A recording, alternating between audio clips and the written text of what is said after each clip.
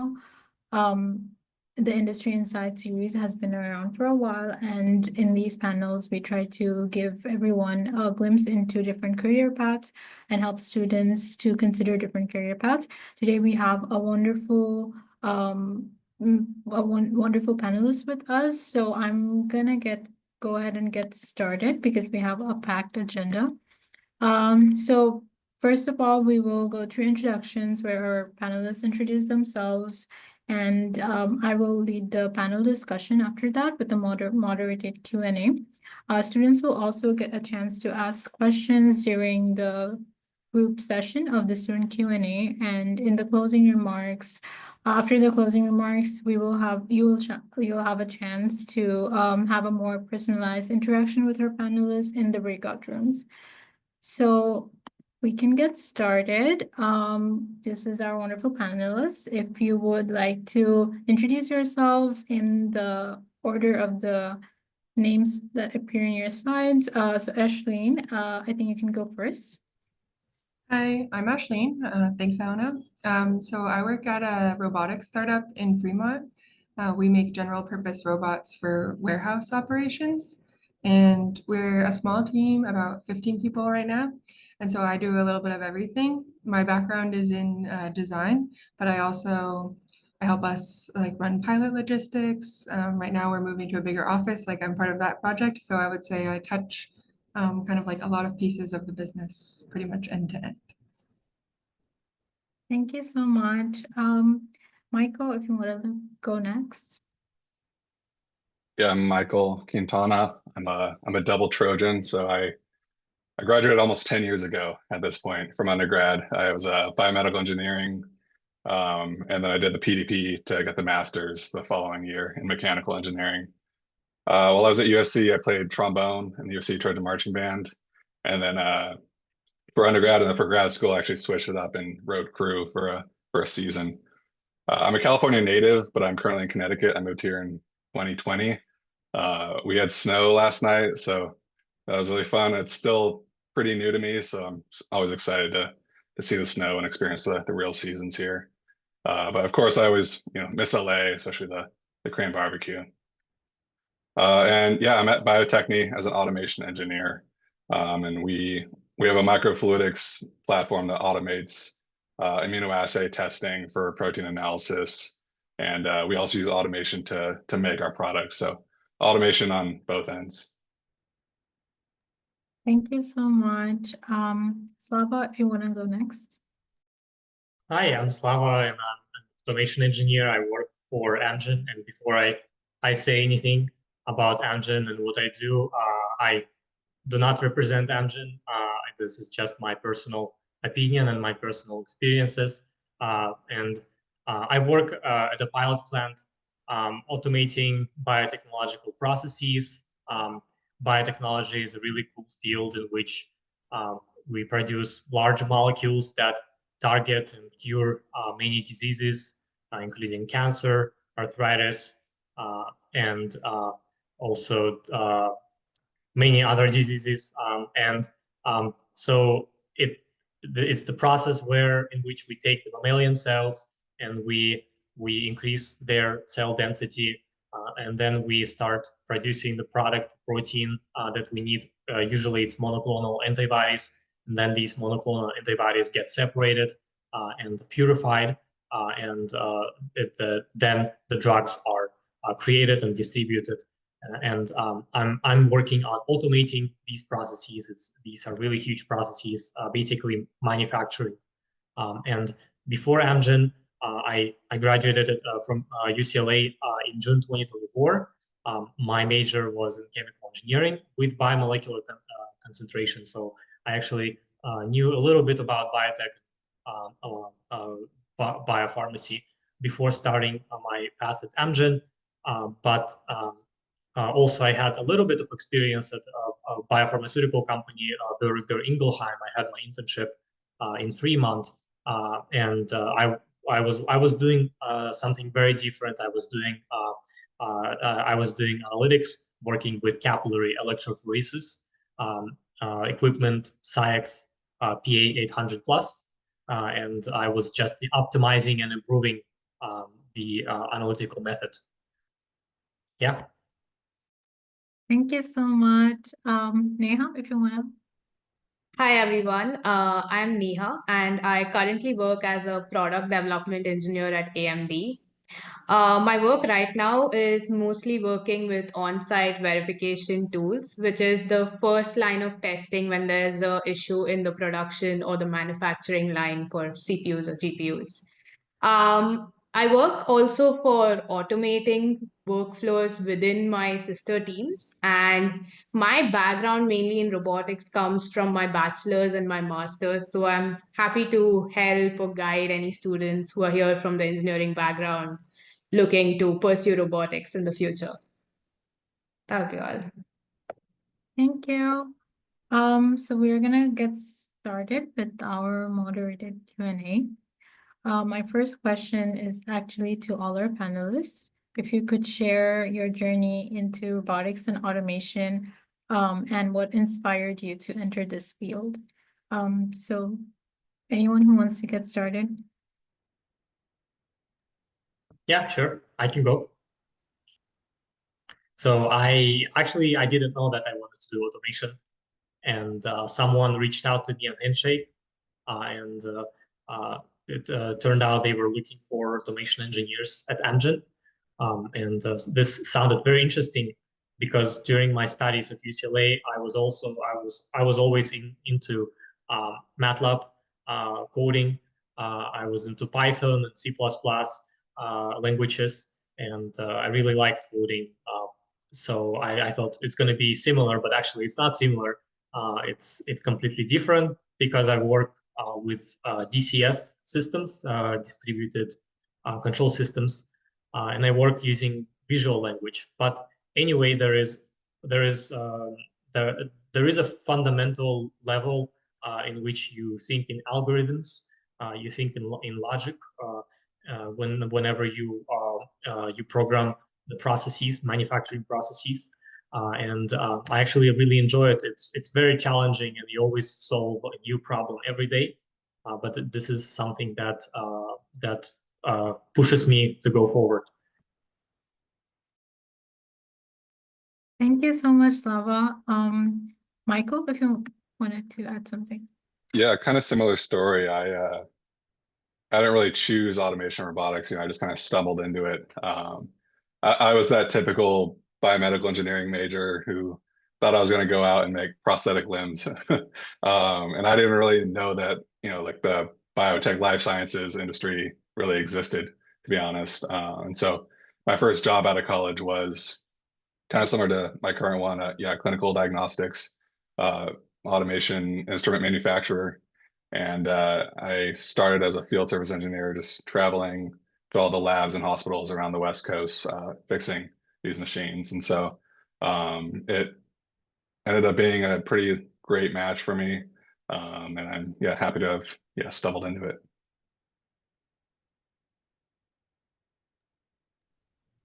Neha or Ashley, if you guys wanted to go.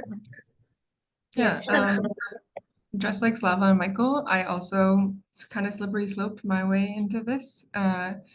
Prior to working at Anywhere, which is the robotics startup I'm at, I was at a different startup, also a hardware and software startup, and we were working on energy storage and EV charging. And actually I had come to that kind of in a roundabout way as well. I don't have a technical background. Like in school, I studied sculpture. And so I had a lot of hardware skills, and I was also pretty interested in entrepreneurship. So from my previous work experience, I knew I liked working in this kind of hardware and software products at an early stage. And I had learned a lot about kind of our AI pipeline from that experience. So when this opportunity presented itself, I was very new to the robotics space. And so all my industry experience has been within the last year, but my hardware software startup experience was for a couple of years before that. But I think that they're perhaps our experience is a testament to the fact that you don't need to necessarily be aiming directly at it, and that you might just find yourself interested in it and end up working in it. Thank you so much. Neha, if you want to. So I think it's a similar story. For me, I started out with robotics in my second year of bachelor's during my engineering. And it so happened that I was learning a lot of theory through my undergrad, but I wanted an hands-on exposure to things. And I had no background to coding or to PCB design or any of the robotics aspects. And I just dived into it by joining a robotics club that participates in competitions every year. And that's how I learned the different mechanical, software, and hardware aspects of robotics. And I think I found myself more interested in the hardware aspects, and that's why I went on to pursue a master's in electrical engineering. And I think the topic of hardware for robotics has always intrigued me a lot. Thank you, Neha. I kind of get it because I'm also an electrical engineering bachelor student right now. So I definitely resonate with what all of you said. I'm gonna go ahead and get started with more specific questions, but this question is for Michael, but please feel free to chime in if you have anything to add. I just wanted to structure the panel in a way so that we can cover it within the time we have. But please, again, feel free to chime in. So Michael, what skills or experience would you say helped you transition into your current position? Yeah, it's a great question because I'm an automation engineer currently, but I've only been one for about a year and a half, and I have really no automation experience prior to that. So yeah, how did I transition? Um, Honestly, the main skill I had that I brought in was data analysis, R, SQL, Power BI, a little bit of Python. That was a unique skill set that the engineering team did not have yet, and um, it brought a lot of value for kind of getting a better idea of our manufacturing process. We collect a lot of data throughout the process, but we hadn't really done much of looking at it, kind of trying to isolate what our biggest problems are, things like that. And that's what you do with the data. And so having that background, yeah, it was kind of unique at the time. It added new capabilities. Another skill was kind of the meta of the skill of learning new skills and developing proficiency.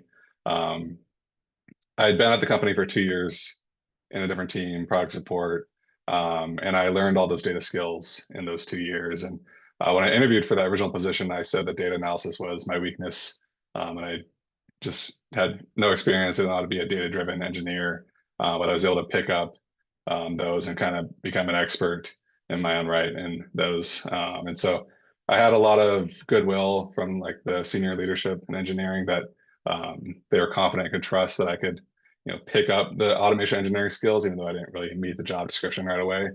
Um, and yeah, but I think those two don't really, you know, they wouldn't have gotten me that position if I weren't already in the company. And so that's kind of where the experience comes in. So in those 2 years, I was in product support, working with our customers, really understanding our product and its failure modes, troubleshooting and even resolving those failure modes. And so, that's really valuable in the manufacturing process when you're looking at one step of it. It's really important to look upstream and downstream in the manufacturing process to understand the implications a change might have. And so I used a lot of the extra stuff outside of the job description to really just kind of boost myself into that position. So unique skills, experience with the product, and a lot of luck and good timing for sure. Thank you, Michael. Would any other one of our panelists want to speak about their experiences? Yeah. So being a chemical engineer was definitely helped me to transition to my current role in biotech industry, and also having an internship at a biopharmaceutical company also helped me because usually companies look for people who are familiar with the field that they work in, the familiar with the process, but not to the intricate details, but to have a general understanding of the work that they do. And also, I really impressed the hiring manager with my resume.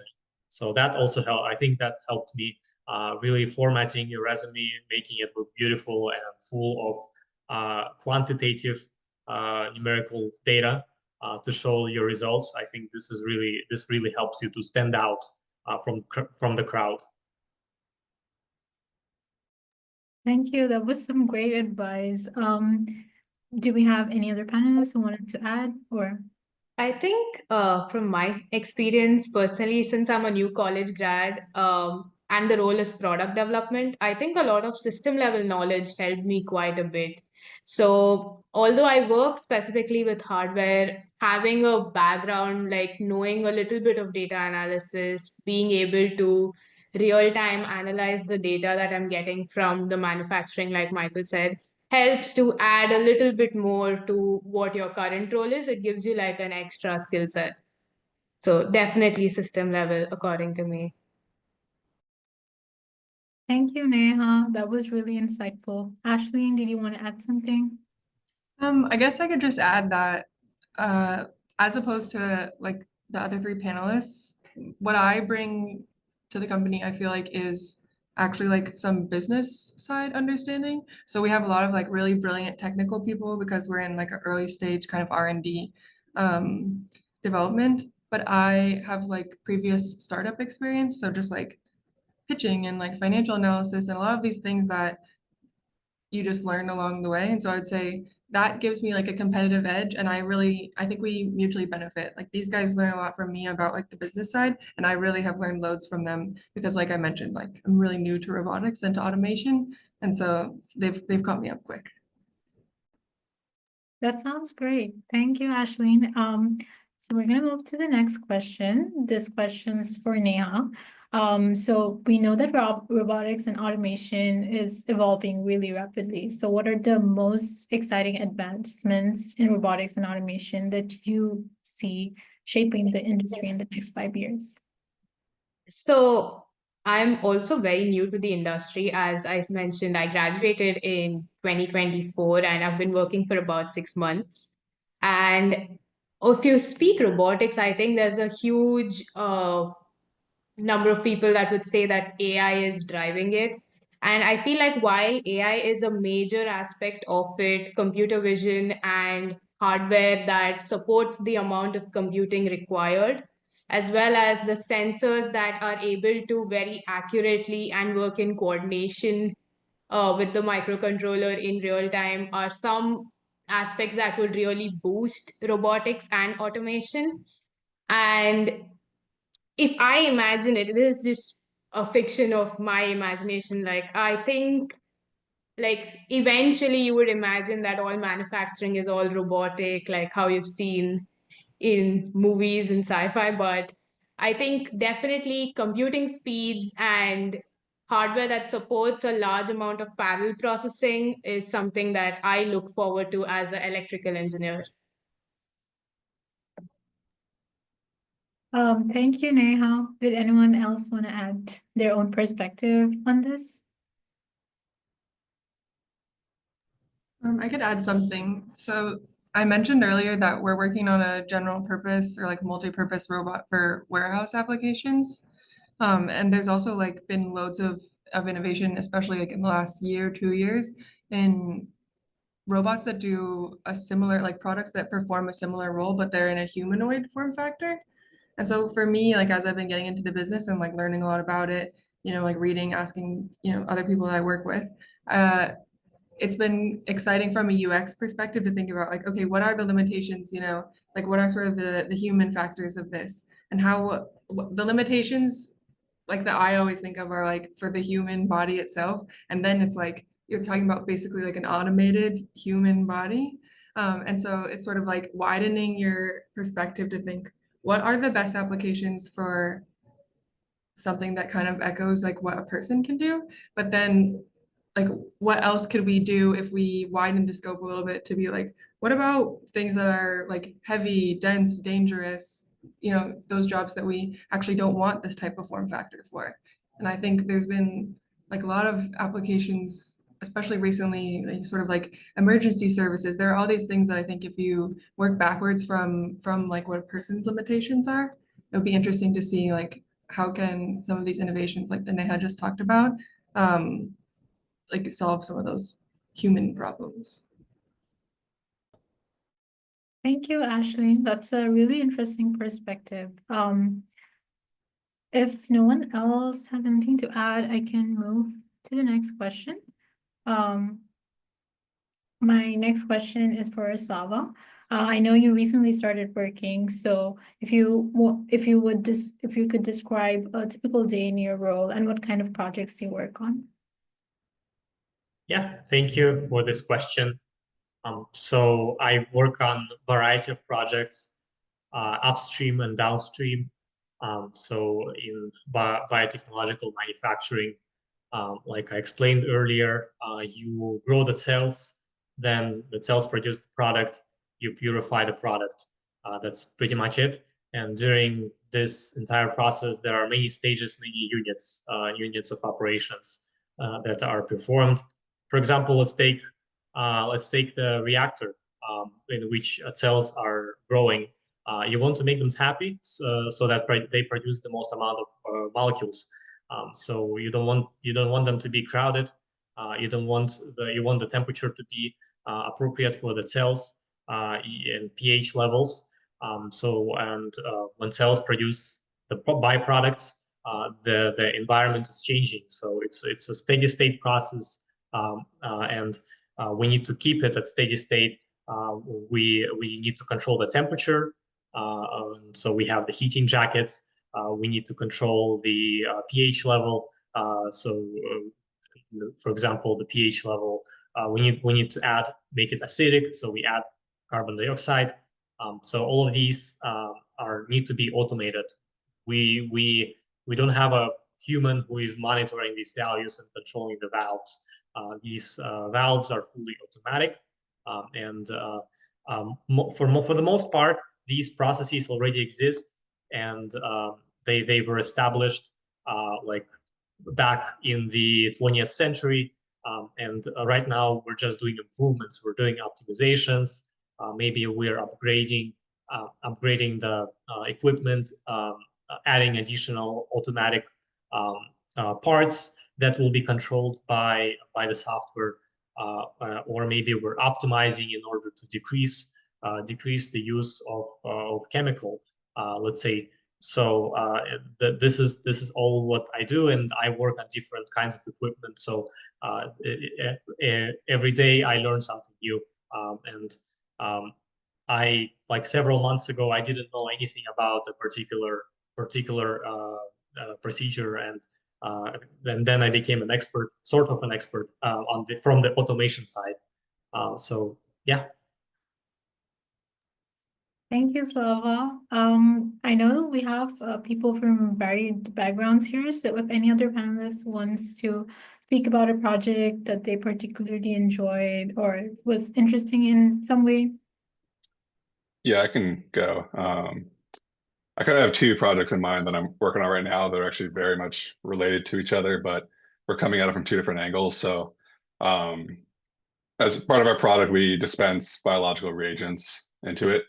And so one project is working on a way to improve how we're dispensing into it to avoid cross-contamination with all the different antibodies at play. And we're doing that on the machine, the automation side of things. We're changing the way that we're dispensing and flushing out the machine in between the different reagents that are going into it. On the other end, we identified a different issue with the dispense process, but we're actually decided to make a modification to the product itself to make it easier to dispense into. We could have gone and changed the dispense process, but that would be higher risk, more effort, and potentially lower impact than just changing the product itself. And so there's a lot of flexibility if you're able to, I think Neha said, look at it from a systems perspective, not just focus on the automation side, for example. Maybe the product side is the way to go. And so having that variety to me has been fun.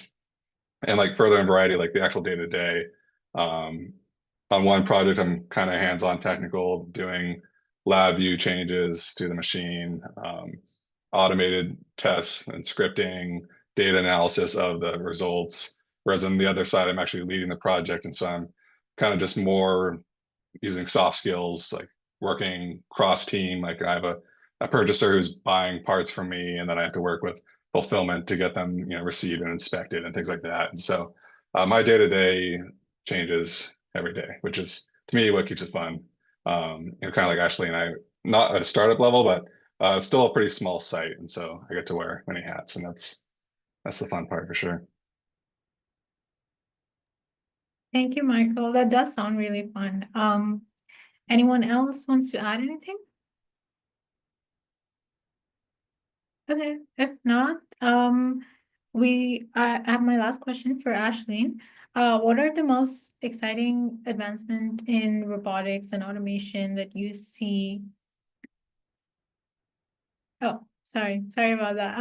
Yeah. What advice would you give to the students building their resumes or portfolios for a career in robotics and automation? Yeah, actually in this role, because I do wear a lot of hats, I've done things like this, or I've attended like a couple career fairs, like Stanford and Berkeley, just things in the area. So I've collected loads of resumes and talked to a lot of students, which has been like really exciting. It really energizes you, I think, to yeah, just like spend all day with people who are really excited and really interested in like what you might be doing. I would say, just like Slava mentioned, like a neat or just sort of like, I know that you have to optimize resumes a lot for, sort of like the bots that read them, but there's still something really to be said for like having a clean design and putting like very specific examples, like, and things that you really had ownership over. If someone asks and someone's going to ask you about it, and you want to be able to elaborate in like a really informed way, it's better to put like concrete, like real examples rather than something that you were like a very small part of on a team. Or if that's the case and the project was really impressive, just say so. Talk up like what you gained from the experience and what you learned from other people.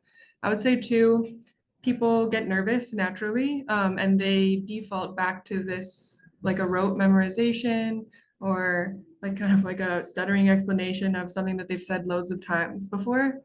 If you can like widen the breadth of your experience or knowledge or interest by like there's such good reading, I think, on like any aspect that you might feel like, okay, so Michael mentioned earlier that the data refining analysis, like that's a skill that you worked on, then if that's the case and you feel that's a weakness, just look up whatever the best book about that is, or the best book about startups or large language models or whatever it is. I think this gives you something to really contribute to a conversation and or to an interview, but also it just lets you approach these like hiring process in a more engaging and human way because the person on the other end will be speaking to 12 people who probably have a similar background, and you want to be able to stand out and like appear sort of sharper, more real to them, if that makes sense.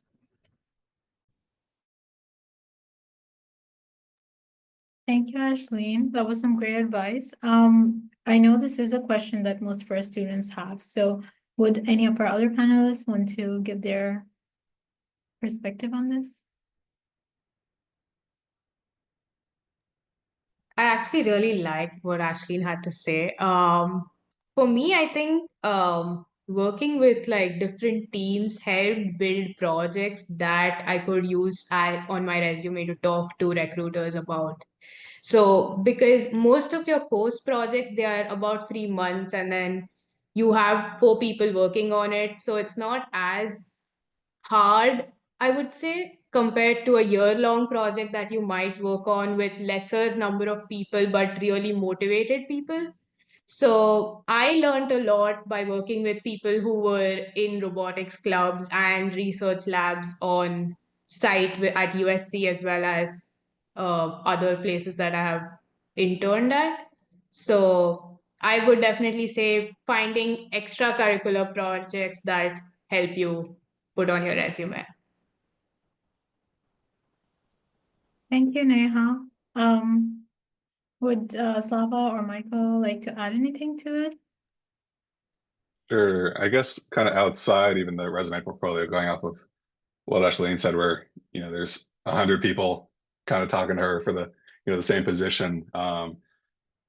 Something I wish I had done more of while I was at USC was to actually take advantage of those resources of the Trojan network in general, reaching out to alumni and an industry you're interested in, or maybe a role you're interested in, maybe the same role across multiple industries, and just kind of reaching out, asking for advice, and trying to see what their day-to-day is like.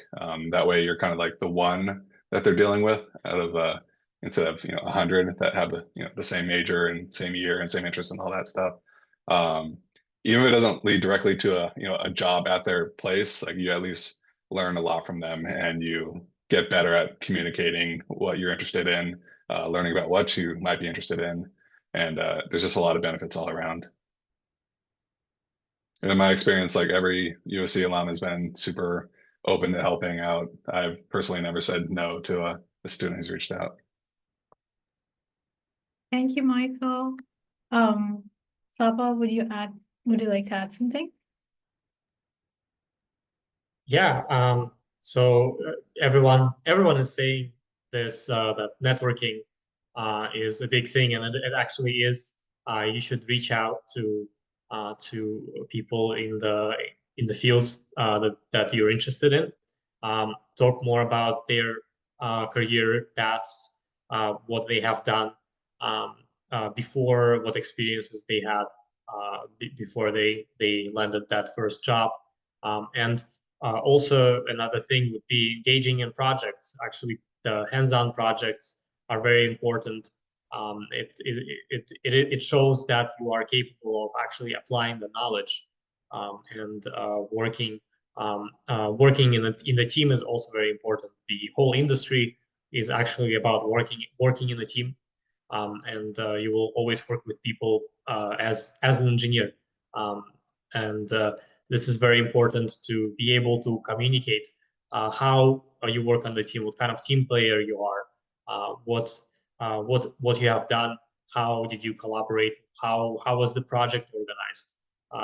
At the end of the day, there is a lot of going into organization when you work on engineering projects, and the communication is very important, and I think that you need to reflect that you can work with people, and you have these soft skills in addition to engineering skills.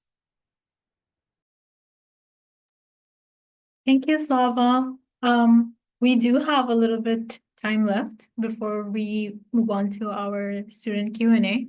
So I would like to ask a question that I had, and anyone who wants to answer can go on. How do you think robotics and automation intersect with AI, IoT, and machine learning? Because we're seeing a lot of intersection of these things right now. So that is something I am particularly interested in. So if anyone would like to answer that.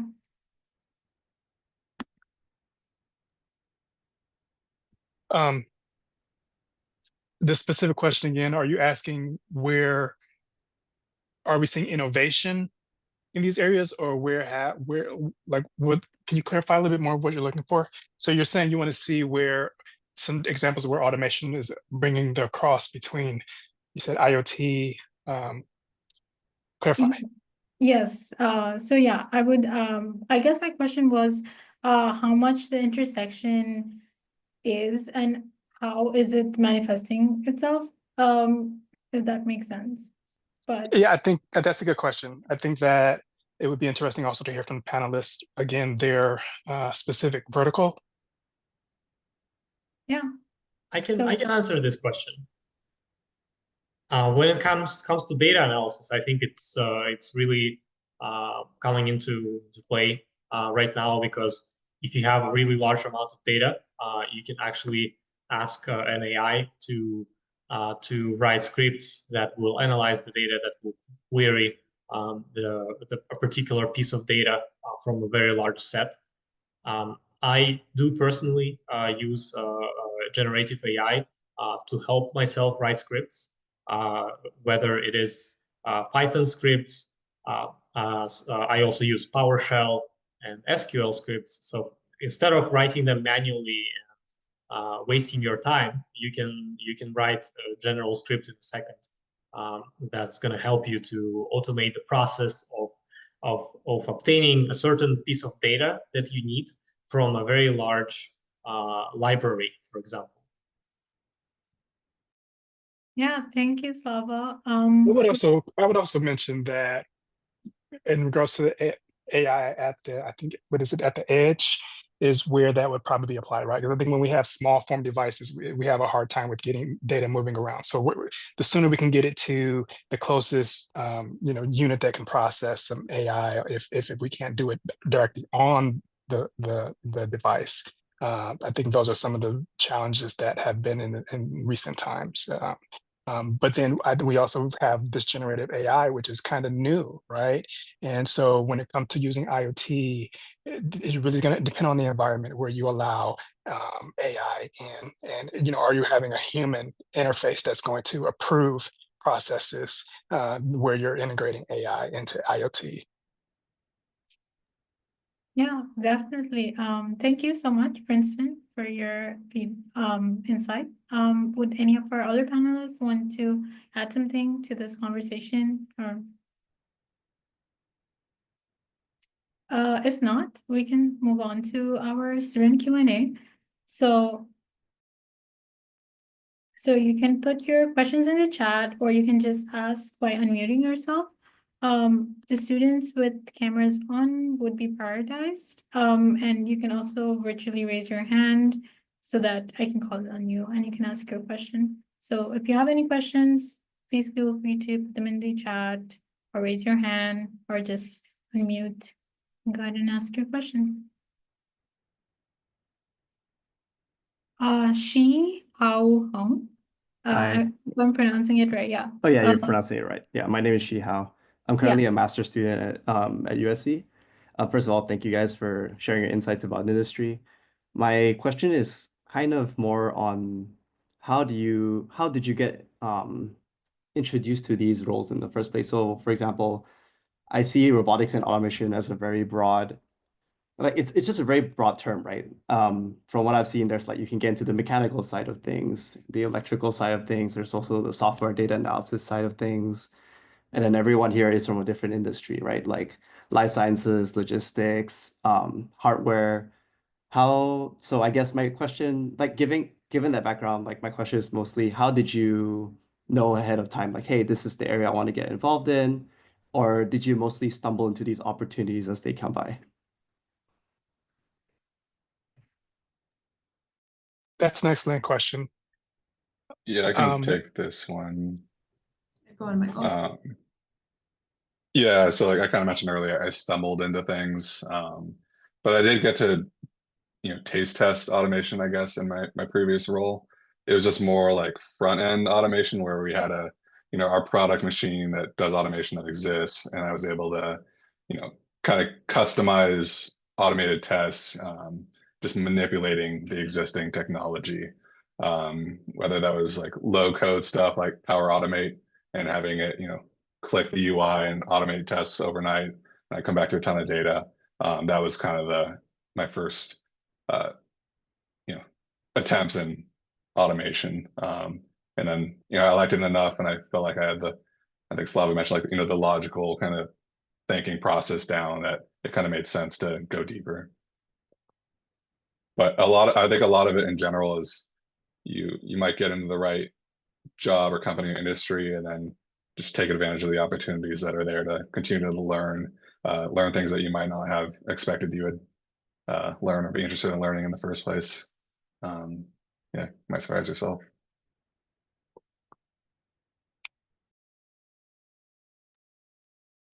Thank you, Michael. I hope that answered your question. We have a question from Maisha. Hi, hello. Again, I'd like to thank you guys for all the insights that you were able to give during this panel. My question is, when you guys were hired for your role, what was the hiring process like?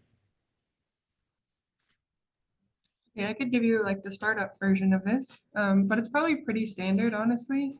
We'll have like a hiring manager from a specific team. So for us, that'll be like from the perception team, from motion planning, like business and operations, or the hardware team, just generally speaking. So we'll collect resumes, then we'll have a first interview which is just sort of like a get to know you with the hiring manager. And then perhaps we'll move on to like well, not perhaps, we really will move on to like a technical interview after that, which will be again like specific to whatever domain. And I think this also maybe relates to Shihao's question a little bit, which is if you are interested in a particular company or in a particular thing, then you might do well to understand like what will be the exact like software or like, you know, what cameras are they using on the perception system, and do you have some sort of like leg up sort of in that regard?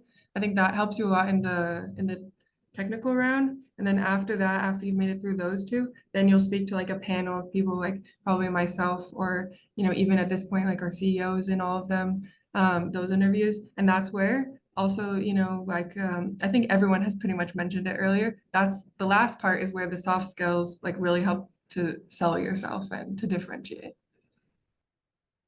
Okay, thank you. Thank you. We have a question from Kushal. Hi. Yeah, I heard from you guys that you kind of, or at least a lot of you kind of stumbled. You felt like you stumbled into the industry kind of through just exploration from like a base of like engineering knowledge. So if, given that, like, are there any things that you would recommend against doing while you're in this kind of exploration phase? Like, are there any industries or types of job you should avoid locking yourself into, or do you believe that you can kind of pivot into this industry given any level of like any expertise, no matter where you're coming from? Yeah, I think I can answer this question. The short answer would be to avoid jobs that don't have engineering title in the job title. So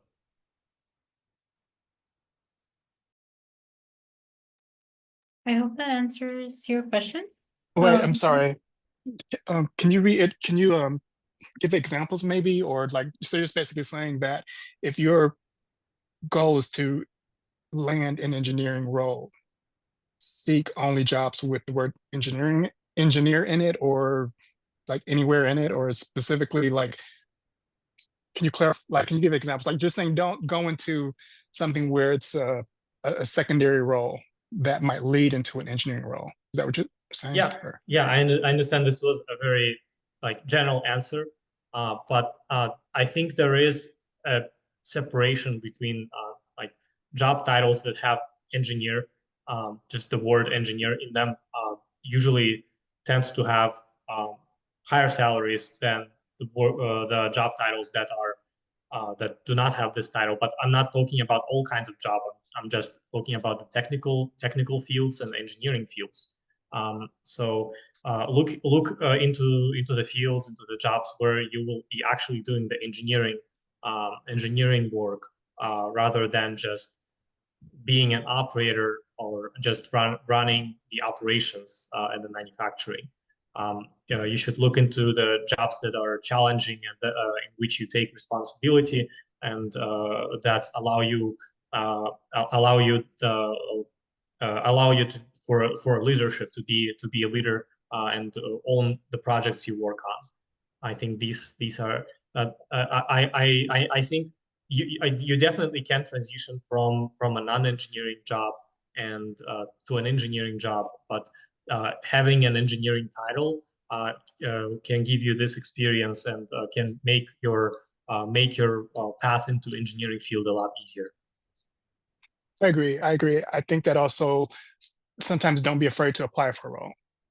You know, and even if you go after that title that has that engineering in it or engineer, and you get declined for that role, they might recommend that you apply for the junior engineer role. You know, but it is still titled with engineer, and it comes with responsibilities in the field that you're interested in. Yeah, absolutely. Yeah, Thank perfect. you. Thank you so much. Was anyone, I'm sorry, did anyone want to add anything to that? Okay, if not, I think Jefferson has a question. Yes, hello. Can everyone hear me? Yes, we can hear you. Okay, cool. So my question was, do the panelists see a robotics background translating to success in other technical fields? And have the panelists thought about progressing to other technical fields with the backgrounds they currently have?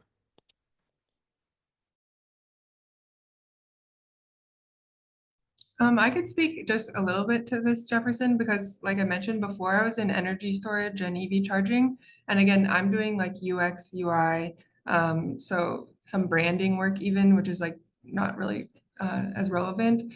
But I think it depends on like the specific domain. Like earlier, I mentioned like the specifics of our perception team or something. Like it depends in which skill you specialize or like what you might be drawn to. But I think like the data engineering skills that Michael mentioned earlier, those are probably going to be relevant in like almost all of our verticals. I think maybe some other members can add something.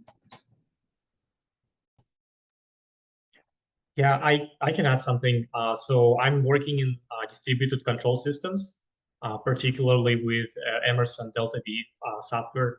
And this is a very wide software that is used by so many different industries, not only biotech, but also the oil and gas industries, any kind of food manufacturing industries, anything you can think of where automated processes are needed.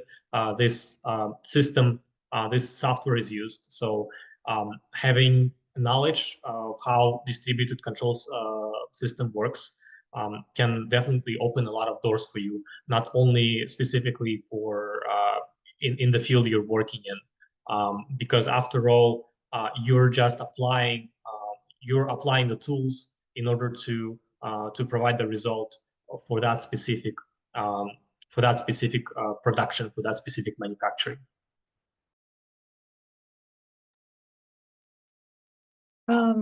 I hope that answers your question, Jefferson.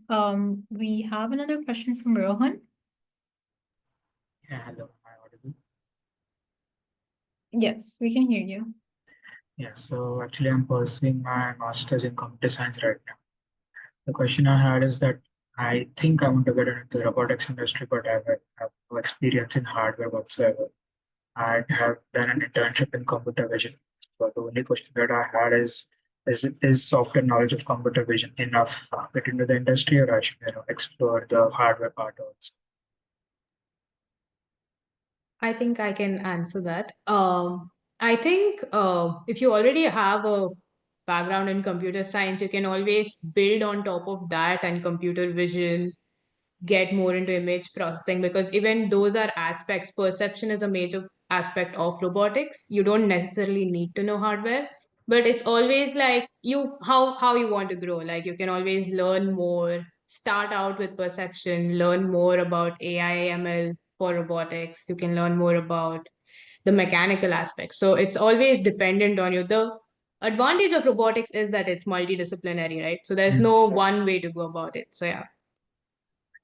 So you're saying maybe Are we seeing? I'm sorry. Are we seeing any or hearing of any advances when it comes to considering quantum at the intersection of those areas?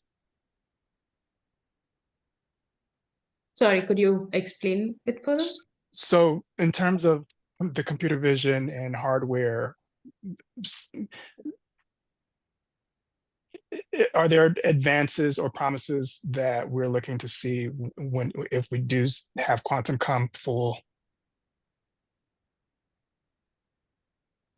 I mean, in my personal experience, I have never gone with what I expect to see, but more on what I enjoy doing. But I'm sure that quantum computing might also be there somewhere down the road. But I think when you pursue something, it's useful to go with what you are enjoying and you're more comfortable doing and then grow from there.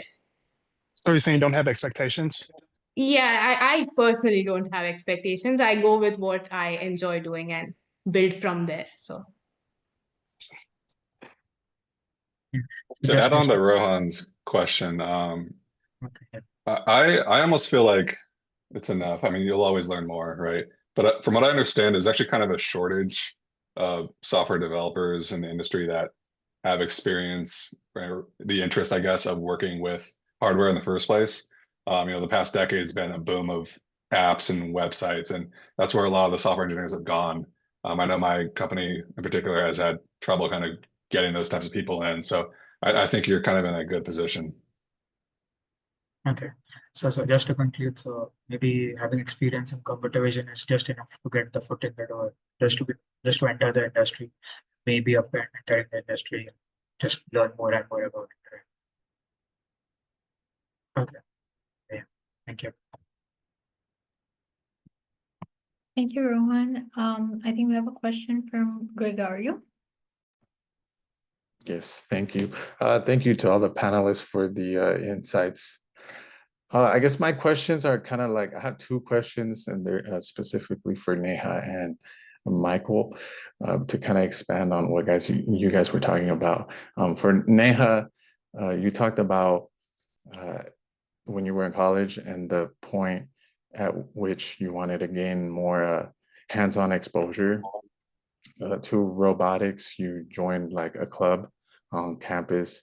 Could you kind of talk about the experiences in that club, what the club was, and what was the most useful tools from it? And then for Michael, you talked about the skill of learning new skills. When you talk about going about doing that, what were the things that you used to gain more skills for you to like jump from one role to another? Did you use like learning on your own time, or was it mostly like on the job learning? So I think I'm going to go first for the question that you asked me. So I had joined this robotics club and I stayed with it for almost 3 years. And what the robotics club mainly did was participate in this contest called as RoboCon. It's an international contest, but it happens nationally first. So the concept was to build two robots that would function according to what are the theme is for the given year. So, with that being said, when I started out, I was initially working with sensors and microcontroller interfacing. And to me personally, because I was studying microcontrollers and microprocessors as a subject in theory, it was very exciting to do it hands on. And that gave me significant exposure in terms of the basics of robotics like analog inputs, digital inputs, reading data sheets, and understanding if a sensor is compatible with a particular microcontroller, and so on and so forth. So I think it really helped build my engineering background with a deeper understanding of things. And as I pursued it and I fell in love with the embedded systems part of it, is when I, in my final year, pursued a project using FPGAs. And then it gave me a comparison with microcontrollers and FPGAs and parallel processing and gate level analysis of things. So I would say that pursuing any kind of projects on the side or with clubs usually helps you also network with like-minded individuals who are probably looking to just build projects and network with people in that domain.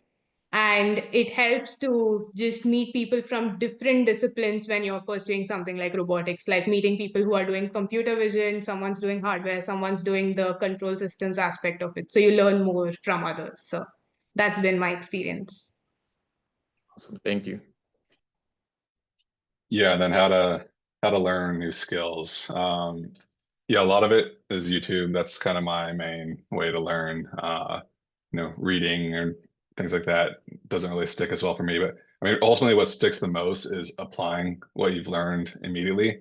If I watch a 1 hour tutorial and don't apply, it's out of my head by the end of the week. So finding ways to apply is super important, at least for me when I'm learning. Whenever I'm watching a tutorial, I'm thinking about how I can apply this at work or at home, for example, like personal finance tracking, things like that. That way you learn it, you do it, and then that just helps make it stick.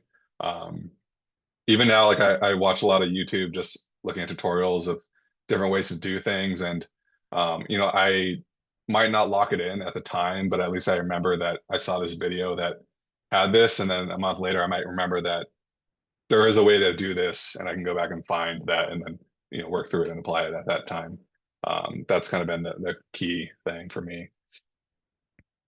There's a ton of resources on YouTube for data specifically, but also even like kind of the soft skills like project management related skills that I use. A lot of it just comes from YouTube. So yeah. Oh, thank you. Thank you, Gregorio. We have a question from Utkarsh. Hey, so I joined the meeting late, so maybe my questions might be repetitive. Sorry for that. I had two questions. So first question is basically, when does it make actually sense to pursue a PhD to get into robotics? So like, because I'm seeing job listings for robotics and some of them do have requirements saying that a PhD, a student who is pursuing a PhD. So when does it make sense that you actually make the commitment of pursuing a PhD to get into robotics?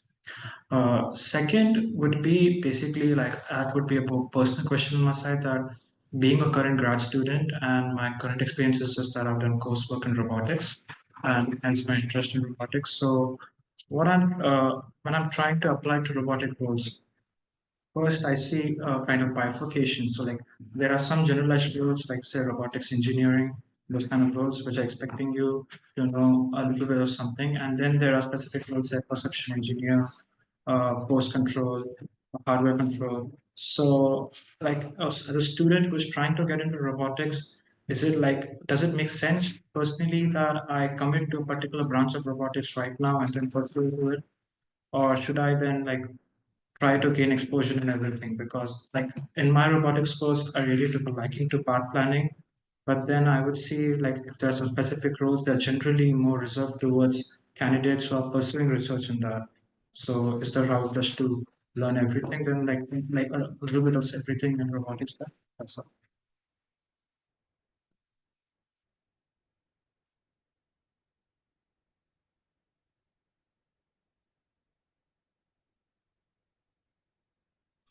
Okay, well, Utkarsh, I don't have a PhD, so I can't speak necessarily to that, but I can tell you sort of like the makeup of our engineering team, which is pretty evenly split between people who had first industry, like work experience, and then pursued PhD, or a couple people went just directly to PhD study, and those people often end up being pretty specific, like you mentioned, like specifically a perception engineer, specifically motion planning. I'd remind you that I'm talking about a small company that's in serious like R&D, so we are sort of only, as the company grows, we'll probably want to fill the gaps with people who are like more general in their experience or their application. So I'd say that if there's something like, I think you said path planning, is that what your interest was? Yep. Yeah, I think there's, at least I see a big like market for that. So if you're, and like Neha said, we are sort of best in the things that we're naturally drawn to because we'll just be more disciplined. We'll watch more YouTube about it. Like we'll just kind of lean into those things. So if you like that, I would say it, and this is just my opinion, that it can't hurt to specialize. You can always sort of widen and narrow the scope as you go. I think earlier it's obviously easy to be a part of something that where you have to work in a couple of disciplines, you learn more and then you validate your choice. Like, I was right. I really did like motion and path planning all along. So yeah, perhaps someone who's done the PhD route can answer a bit more.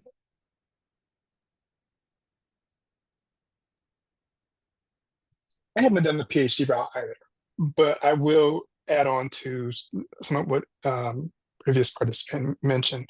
I would say that to address the question directly, be open and honest about that you have a broad interest right now and you're looking to sort of narrow things down into specific areas that you might be working on for the next 5 to 12 years. And sometimes you might run into a team who says, great, we have a position for someone just like you. And so I think that, hold on to where you are in your current journey and speak to that as you speak to prospective employers. And it's just that when I was applying, right? Because right now I don't have much foundation because, as I said, my experience right now has been a grad course in robotics. And because then it's like, I think it's like too early for me to commit to a particular branch because I don't have the necessary foundation in other areas of robotics. So it's just that, should I spend time in things where like say like more hardware specific parts, like where my understanding might be a bit lacking, being having the CS background, should I give more time to that? Or should I go more deeply into path planning? So just to like add on to my personal experience. So like I'm trying to pursue research with a research lab, and there they are working on path planning. So but now I've I just have a fear that am I forming a T shape what we can say a pyramid of my skills, that I'm focusing too much on something too early, whereas like in early career roles they might be looking for a more generalized ones. Like I'm kind of in a dilemma there. Of course, Neha talked earlier about like the club experience. Are those opportunities available to you to sort of be a part of a smaller, like a team, maybe on a smaller scale, and then you might like sort of learn from them, see what that draws them to it, and also you might just be like, oh, I'm actually jealous of the work that this person's doing. So I thought I was into this, but maybe I should explore, this other element. I think if you could get it without having to do such a large commitment, then it might validate your choice without having to like do such a time sink or to choose to do a PhD when you might not want to in that area yet. Something I'm looking for, like because generally like here, like my experience here at US has been that the club opportunities are mainly more, I would say, open to the undergraduate section of students. Like graduate students are like more expected, like certain clubs are open, but they're more expected to be more lean towards research. So in my initial search was that I was unsuccessful in finding such clubs, but yeah, I would look for more such small groups or like project groups that who might be looking Yeah, for a more. or hackathons too, like something that's at an even smaller time scale, just something to give you a little bit of a clue, like when working person to person, rather than just, maybe reading about it. That makes sense. Thank you, Ashleen. Thank you, Chris. Thank you. Thank you, Utkarsh. I don't think we have any more questions, unless if any of you guys have questions, please put them in the chat or raise your hand. But if we don't have any questions, we can end the session in the main room and head to the breakout room sessions. So I'll wait for a minute before we do that. If any of you have any other questions. But in the meantime, I would like to thank our panelists. You guys have taken out the time today and also provided such amazing insights. So thank you again for coming and helping us out. I don't think we have any more questions, so I'm gonna go ahead and plug a little bit of our industry insiders programs. We have more such panels coming up. We also have the internship SC, which is basically internship search clubs. So if any of these interest you, you can scan the QR code, find out more about it, or just visit the Career Center and ask us in person. With that being said, I will assign each of our panelists into a single breakout room. So this will be a goodbye from me. Thank you everyone for joining, and thank you to our wonderful panelists for being here. It has been wonderful. I know we have been talking for months about this panel, so it's really nice to see it all come together. So thank you again. And yeah, I Thank you, will. Hannah, for inviting us. Yeah, of course, much of for course. having us. Thank you. This was Yeah, really thank you. fun. I will assign the rooms. So that should take a minute.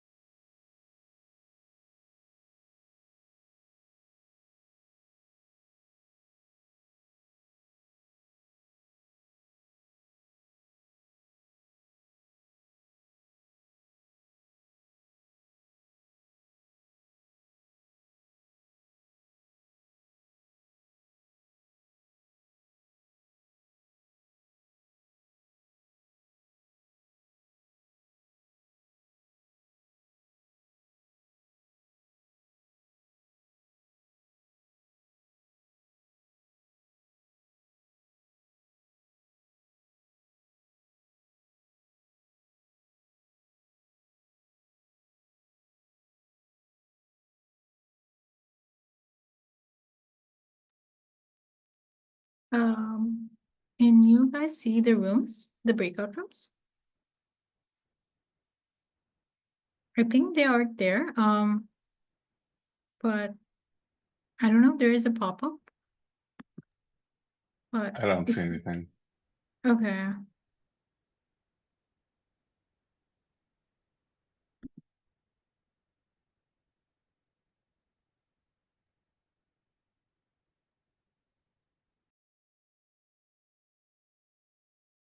I can see them now. Okay, cool. So I'll see you guys maybe sometime later, but bye for me.